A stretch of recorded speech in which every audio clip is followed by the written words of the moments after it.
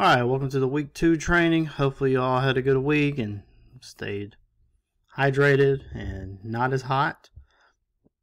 This week should be a lot better in terms of temperature, but it's still hot out there, so make sure you still stay hydrated and cool. So let's get right back to this. We're going to start again with some more enforcements. So this is a scrimmage kick. Here we're going to have a kick, and we're going to have a foul by K right there while it is still a kick. So we have a foul by K while there's still a kick. So remember, kick is a kick is a kick. So it remains a kick until it is fielded or whatnot. So remember, for K, when you have a foul during a scrimmage kick, there are a couple of options. The fouls by K during the kick, generally it would be previous spot foul. That's your basic spot. But there is an exception if the foul is by K during the kick. The team also has the option for the essentially attack on. Put it more bluntly. So they have that option. They go to previous spot, or they can just tack it on to the end of the play. So there's extra options there. That is the exception listed under Rule 10 when it talks about basic spot. So make sure you go back and review that. I believe that's 10.4.2 maybe is listed the exception. Section says it's previous spot unless foul by K during the kick. That's not KCI. You can go seceding spot. If it's not KCI. KCI, different set of rules. But foul by K during the kick, you can go previous spot or seceding spot. So this is going to be not this one. This one. The very next play. This is kind of going to be the opposite. Now we're going to have a foul by B during the kick. I think it's pretty much in the same general area. Somewhere around here. There's a foul by B during the kick. So that falls under the definition of PSK, or post scrimmage kick. You'll find that in Rule 2. But with PSK, if it's a legal kick, ball crosses the neutral zone, which we have.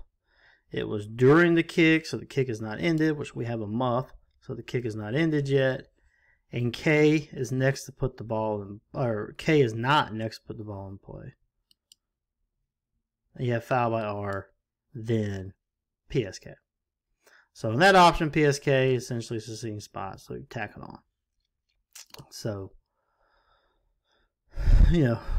enforcement during kicks, it can be tricky. Here we just happen to have 2 plays back to back, fouled during the kick by each team. So the enforcements, get a little bit wonky there. Just make sure you understand it all. And they're all in there. I think 10.4 is the rule reference on all those. So there you go. Enforcement, penalty enforcement fun. Alright, here's another wonky play. So we have, this is a PAT. So we have a QB under center. We'll watch what happens. Alright, so is this legal? Short answer, yes. It does not matter that the QB is under the center. That doesn't matter in this regard. But you just need that quick motion for this to be legal. Alright. We see this a good bit. I'm going to do the swinging gate. Be on alert for this. Good job by the crew. It looks like everyone is in the proper position. You do not have a kicker and holder in place. So good job by the crew recognizing that. But yeah, this is legal. For this to be a legal snap, you just need one motion, one quick, continuous motion, and you have it. So this is legal. And it's backwards. Everything's good. Good job all around there. Alright, we're going to have another wonky play. So before we look at this play, a couple of things. Rule 7-1-6. I'm going to read it so you know. Following the ready for play, and after the snapper has placed his hand on the ball, encroachment occurs if, and then player breaks the plane, or defensive player makes contact with the ball, defensive player makes contact with the hand or arms of the snapper, all that. Then Article 7 tells you, after the ball is ready for play and before the snap begins, no false start shall be made by any A player. Is a false start if, I'll just do the first two, A shift or feigned charge simulates action at the snap, or B, any act is clearly intended to cause B to encroach. So we have A at the line of scrimmage here. Snapper does not have his hand on the ball. So if the hand is not on the ball, then you know now you cannot have encroachment. Then they're going to shift. Then he puts his hand on the ball. B jumps. Like I said, you cannot have encroachment because there's no hand on the ball. And let's be honest, you can, this could check off both A and B. This is a shift that simulates action at the snap, because any quick movement like that, I mean, look at that. If you were a lineman just doing basic pass blocking, that's kind of what you would look like, right? They're jumping up real quick like that. That is a shift. And, at least in my judgment, I think the judgment of most people, this is clearly designed just to draw the defense offsides. So correctly officiated, this should be a false start. Again, like I said, it cannot be encroachment because the center didn't have his hand on the ball. Plus, you know, regardless of that, it checks off all the other stuff. So, false start. You know, if we call that early, you'll never see it again.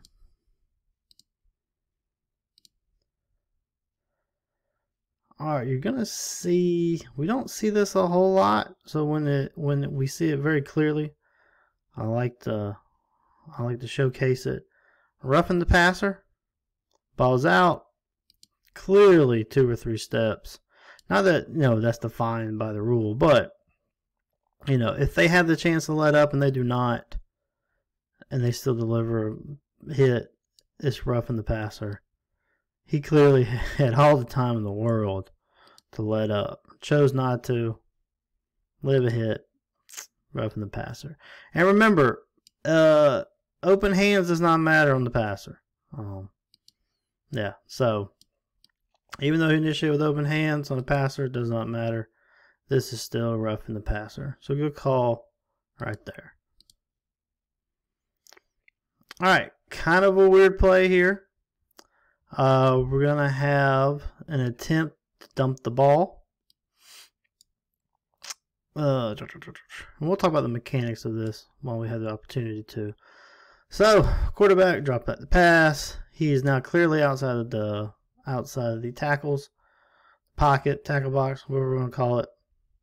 So once he's clearly outside, all he has to do is get the ball in the air beyond the expanded neutral zone. Extended expanded neutral zone.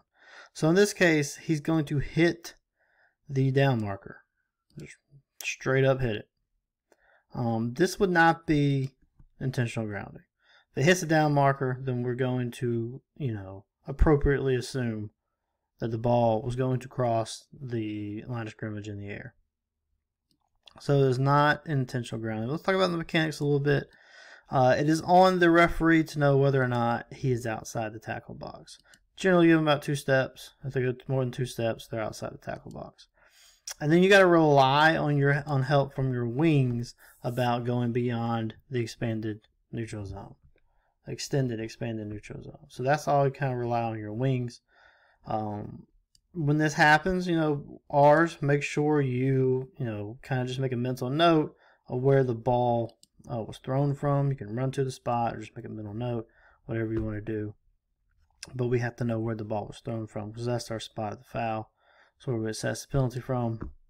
So we gotta work communication together when this happens. You know, if you have a radio, wings just jump on the radio, say, yeah, I got expanded neutral zone. Just like on the old intentional grounding rule, you would hop on the radio and say, hey, I got a player in the vicinity or something like that. Just pop on the radio. Yeah, span the neutral zone. Alright, we got to make sure that we are watching for blocks below the waist. This is a field goal attempt in a game that wound up, I think it was a one score game. This game wound up being. We have right here on the edge, wings. Clearly goes below, makes the contact. You know, it's not a brutal collision, it's not a brutal hit, but he goes low and takes his legs out. So that should have been a penalty, 15 yards. We backed them up 15 yards. And just they made the field goal. So we're taking those points off the board. Like I said, in a game where that kind of would have mattered. So let's make sure that we are watching for that. And I believe this might be the last play. So I want to talk about right here, this is the new rule, defenseless receiver.